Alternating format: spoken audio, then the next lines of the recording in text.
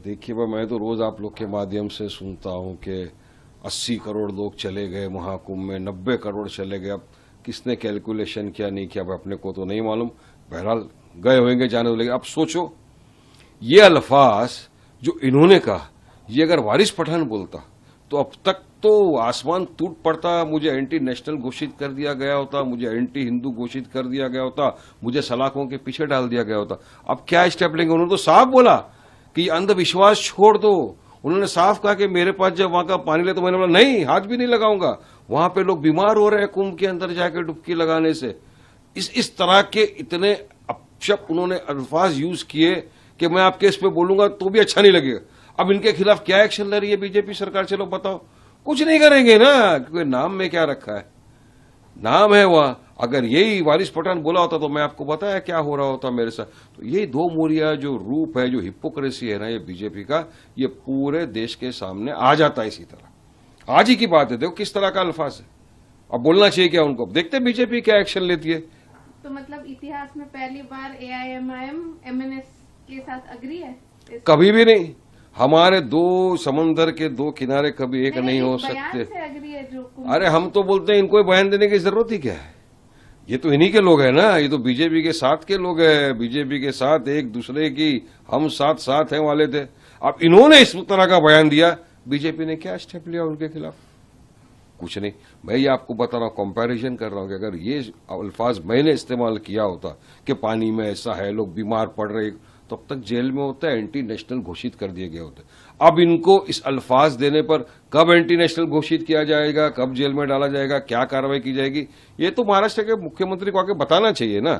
खबर बाद में खोदो, पहले ये तो बताओ क्या करेंगे इनके बारे में, ये भी तो बताना लोगों को। देखिए भाई, मैं तो रोज आप लोग के माध्यम से सुनता हूं कि 80 करोड़ लोग चले गए महाकुंभ में, 90 करोड़ चले गए। अब किसने कैलकुलेशन किया नहीं किया भाई अपने को तो नहीं मालूम।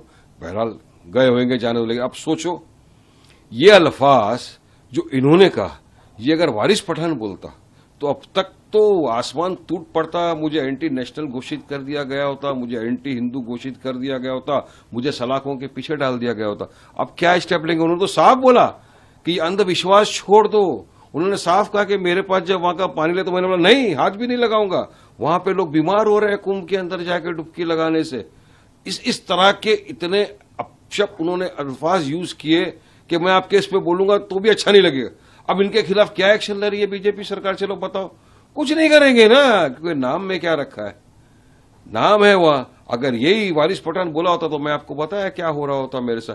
तो ये दो मोरिया जो रूप है, जो हिपोक्रेसी है ना ये बीजेपी का, ये पूरे देश के सामने आ जाता है इसी तरह। आज ही की बात है, देखो किस तरह का अल्फाज है।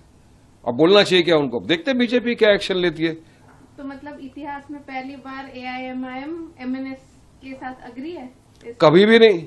हमारे दो समंदर के दो किनारे कभी एक नहीं हो सकते। से अग्री है जो अरे हम तो बोलते हैं इनको बयान देने की जरूरत ही क्या है?